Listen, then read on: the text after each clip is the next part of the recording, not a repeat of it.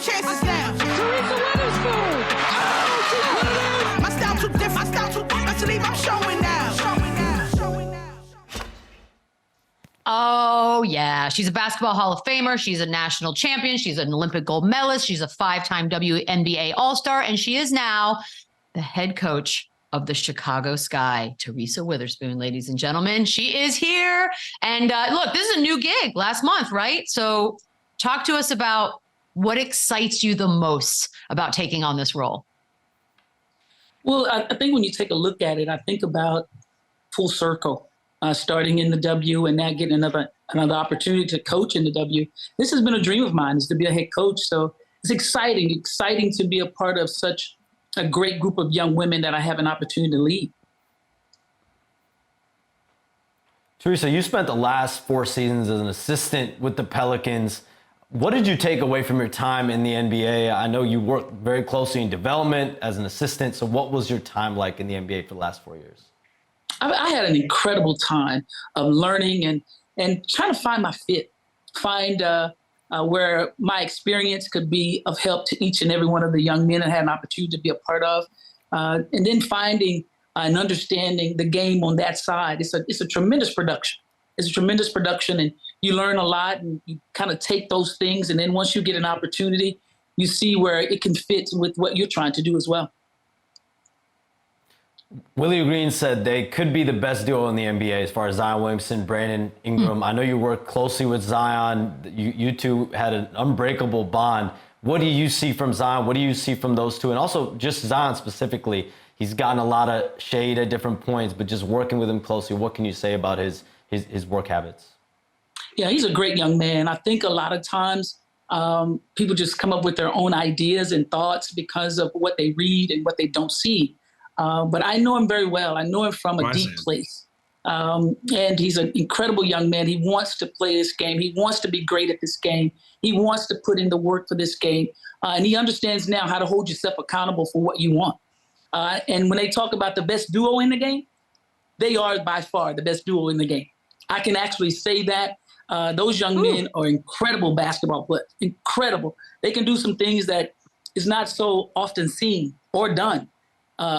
And they can be known as the best duo in this game. In my mind, they are. It's a matter of putting in the work to be known as such. Yeah, Coach, having such a great relationship with Zion, how frustrating was it when you would hear media talk about how he doesn't have the right work ethic and doesn't work hard? Well, I didn't allow it to frustrate me. I wanted him to see me as the example. Frustration, we don't allow that to happen. You just allow it to motivate you. And you cannot live to the expectations of others. You have to have the expectations of your own. And that was my message to him, is the expectations must come from you. If you want to live between the hand claps of other people, I don't think you're going to live too long. Can't live between that. So always have the expectations of yourself and know that someone's going to say something that doesn't fit what you think should fit. I like that, between the hand claps. All right, so when Stan Van Gundy lost the gig in New Orleans, a lot of people thought this was yours. And I'm over here sitting here waiting like, let's go. Let's make this happen. Did you have the same expectations? Did something fall through at the end? What did you know and think? Well, some things I wish I could answer for you, but I can't. But what I do know is I was ready. I was ready if my name was called. It's about putting in the work. I don't mind having to put in the work. I don't really care about people Googling up what I've done because a lot of times that really don't matter. It really doesn't matter what you've done in the game. It's a matter of you waiting your time, knowing that you're ready, trusting in your value and your worth. And I was ready. If my name was called, I was ready to go. Coach, as you know, the W keeps growing. So many different exciting players. Who would you call the face of the WNBA at this moment? The face of the W is A'ja Wilson. She's amazing. She's absolutely amazing in everything she does. And I think a lot of times she gets a bad rap. She gets a bad rap because she has fun and she's authentically herself. She reminds me a lot of myself with the energy that she plays with, the joy that she plays with. And sometimes people take that the wrong way. But that's her approach. And that's why she's so good at what she does. And she is the face. Teresa, the MVP race this year was so close. I mean, you had Alyssa Thomas, you had Breanna Stewart, you had A'ja Wilson. Who would you have gone with for your MVP this season? For me, Asia was the MVP. The things that she's done. But the one thing I will not do is discredit anything that any one of those players have done in this league this past season, because they were all great. But when you look at what Alyssa Thomas had done, AT was amazing. She was absolutely amazing. It's hard as heck to average a triple-double. She was almost there every night, and the position that she played, what she had to do for her team, you can't in any way overlook what she's done in this league and the excitement that she brought for her team and for people to see what she can do. And I think people also fail to realize that she was playing and has been playing with her labrums being torn in both arms. That's a lot. That says a lot about that young lady. It kind of sounds scary. If both of those arms are well, I don't know what else she'll be able to do, because she's amazing. God, it sounds awful to go through in the first place. Look, the Aces beat the Liberty in the finals, and then afterwards, a lot of the players for the Liberty didn't want to speak to the media. They got fined by the league for that. I know some media people were upset about it, what have you. Do you think they should have spoken with the media? How do you look at that sort of, I guess, obligation by players? Well, I'm sure that if they had to do this all over again, that they would. At that moment, it's a moment of heartbreak, and you actually just act on that moment and do exactly what you feel at the moment. But I believe once they take a look back at it, they'll be like, I should have done what was necessary, and that's to speak to the media and really just let you know how you feel at that moment. Just allow your feelings to flow. We've all been in that position. It's very painful, but the same way when you win, you go to the media, you have to have that same approach when you lose and go to the media. It's not the best feeling, but I think if those young ladies would have thought about it, I think they would do it all over again and change that process. I can't wait to hear your opinion on this one. A few weeks ago, a moron and then his minions started the whole narrative. It's been played out, but that the champs, the Aces, would be beaten by the best high school boys basketball team. I don't need to answer that. What do you say to that? There's no need to even give that energy. No need to even give that energy, because whoever this person is, I don't want to call them out their name.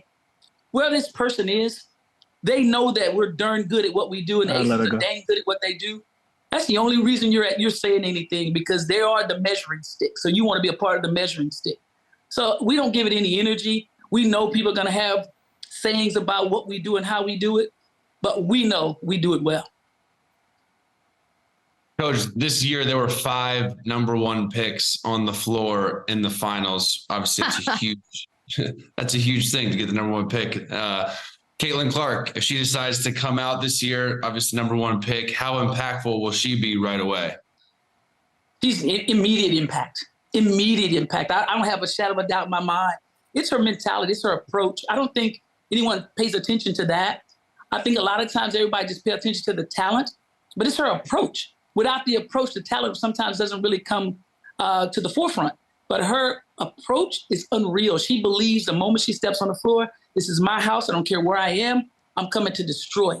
And she's going to be an immediate impact in this league. So if she called you and said, Coach, should I leave this year? What's your advice? Come on. Come on out.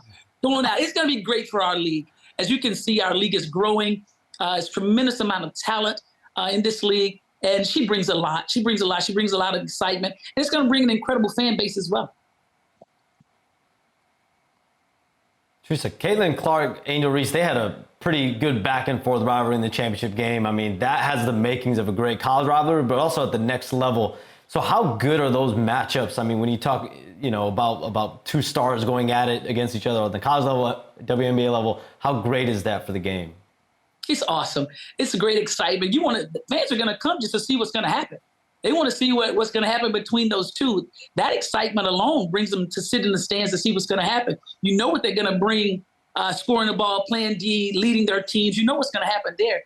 The fans want to see what's going to happen next. Is someone going to throw the ring knee? Is someone going to cut your throat? Is someone going to send you out the gym? They want to know what it's going to look like. So it's going to bring a lot of excitement, and that brings butts in the seats as well. Who was one of your biggest rivals as a player, Coach? Dang Comets.